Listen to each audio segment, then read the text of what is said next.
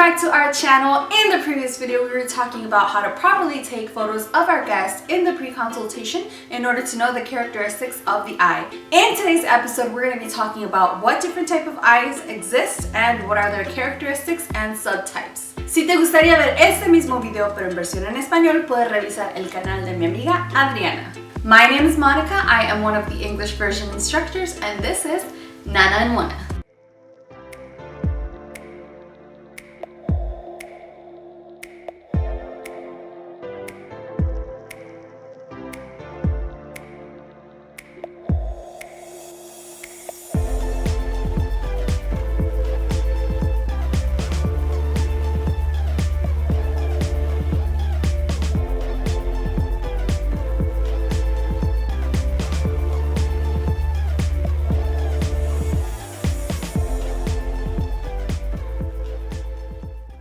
As we mentioned in the previous video, in order for us to facilitate the lines and thus be able to customize the person's set based on the customer's eye shape, it is important to take in consideration two lines. If you guys remember, we were talking about the central or the pupil line, which goes along the center of the pupil horizontally, or the second line was the lacrimal line, which goes immediately below the pupil, but it stays within the interior and exterior lacrimal. Taking in consideration these lines, it will really make your life easier. There are 6 types of eyes, but because it is a little confusing and there are a couple subtypes, of course, we are going to be covering 3 eyes today. Now, due to this being a little complicated, we decided to do some visuals. Hopefully this will help.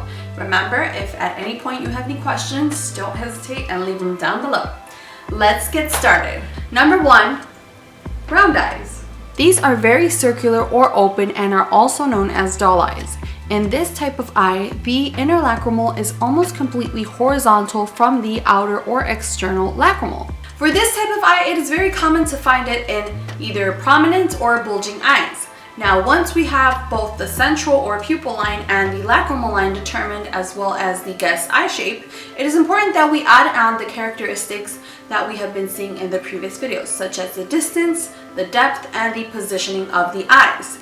Now, we're going to be doing this for each and every one of the eye shapes that we are seeing today. Number 2, almond eyes. They are named because they appear to be shaped like an almond. According to the central line, they are elongated towards the outside and wide in the center. The internal lacrimal is lower than the external lacrimal, and in the lacrimal line it descends a little, but the central line of the eye is not below the lacrimal. For the almond eyes, we find 2 subtypes. We have the round almond eyes and we have the thin almond eyes. This is determined by the aperture. But remember that as we spoke before, we're also going to be adding the characteristics of the eye. Number 3, droopy eyes. These give the feeling of being tired or sleepy. These occur when the wide outer part of the eye is below the lacrimal. 3 characteristics can be found for droopy eyes. The first one is that the external lacrimal, which is over here, is below the inner lacrimal or the lacrimal line itself.